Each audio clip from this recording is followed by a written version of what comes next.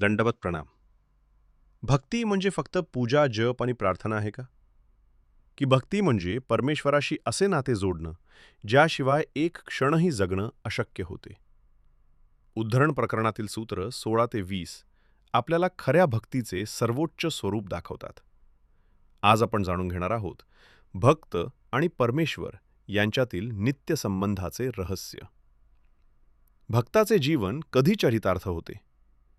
16वे सूत्र सांगते, भक्ताचे सकळही सन्निधानी चरितार्थ होय. भक्ताचे संपूर्ण जीवन परमेश्वराच्या सान्निध्यातच सार्थक होते. जगातील संपत्ती, यश, सत्ता, कीर्ती या सर्व गोष्टी असूनही जर परमेश्वराचे सान्निध्य नसेल तर जीवन अपूर्ण राहते. परंतु ज्याला परमेश्वराचा संबंध मिळतो त्याचे प्रत्येक क्षण पवित्र होतात. त्याचे जीवन चरितार्थ होते. साध्य आणि साधन एकच. 17वे सूत्र अत्यंत गहन आहे. भक्तासी श्रीमूर्तीवरी साध्य साधन ऐसी प्रतीतिही. सामान्यतः आध्यात्मिक मार्गात एक ध्येय असते आणि ते ध्येय गाठण्यासाठी वेगळे साधन असते. परंतु खऱ्या भक्तासाठी परमेश्वरच साध्य असतो आणि परमेश्वरच साधन असतो. म्हणजे ज्या परमेश्वराला प्राप्त करायचे आहे त्याच परमेश्वराच्या कृपेनं आणि सान्निध्यानं ती प्राप्ती होते. प्राप्य आणि प्रापक सूत्र पुढे सांगते, प्राप्य प्रापकु बोधुः. प्राप्य म्हणजे जे प्राप्त करायचे आहे. प्रापक म्हणजे जे प्राप्त करून देते. भक्ताला एक दिवस अनुभव येतो की परमेश्वरच अंतिम ध्येय आहे आणि परमेश्वरच त्या ध्येयापर्यंत पोहोचवणारा मार्ग आहे. ही अनुभूती म्हणजे भक्तीची परिपक्व अवस्था आहे. सगुण ब्रह्माचे दर्शन. 18वे सूत्र सांगते, करचरणवंत ब्रह्म हे. भक्ताला परमेश्वराची श्रीमूर्ती ही केवळ मानवी आकृती वाटत नाही. त्याला त्या श्रीमूर्तीमध्ये साक्षात ब्रह्माचे दर्शन होते. हात, पाय, नेत्र, मानवी स्वरूप हे सर्व त्याच्यासाठी दिव्य बनते.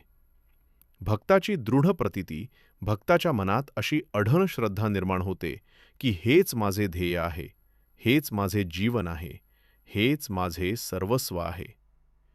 त्याच्यासाठी परमेश्वर वेगळी संकल्पना राहत नाही. परमेश्वर त्याच्या प्रत्येक श्वासामध्ये वास करू लागतो. वियोग असह्य होतो. 19वे सूत्र अत्यंत भावपूर्ण आहे. भक्त वियोगीम नुरेहे.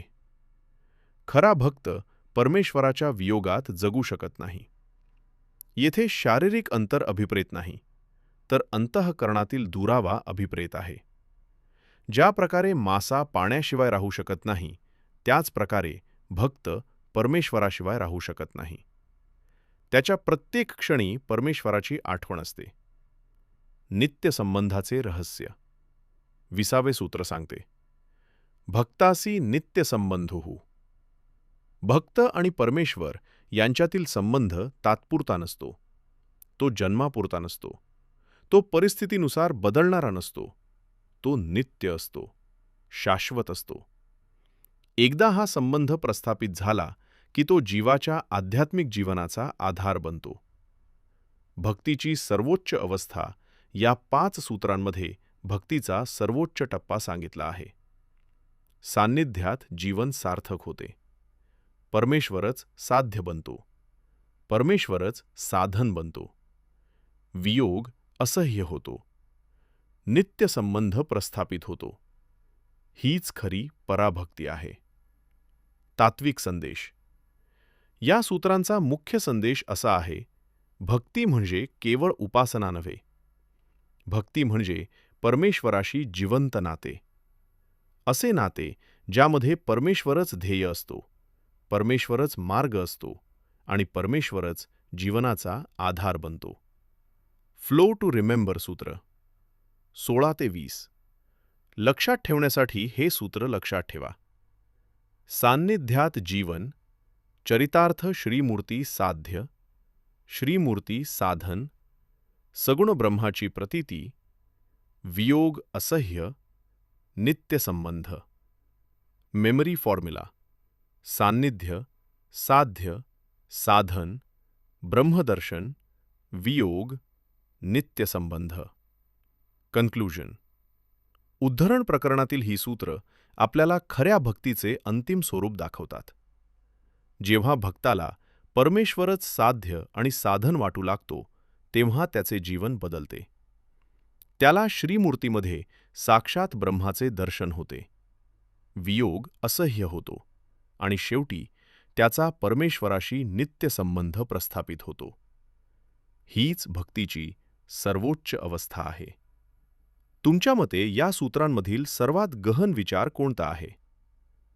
परमेश्वरच साध्य आणि साधन असणे, वियोग असह्य होणे, की भक्ताचा परमेश्वराशी नित्यसंबंध प्रस्थापित होणे?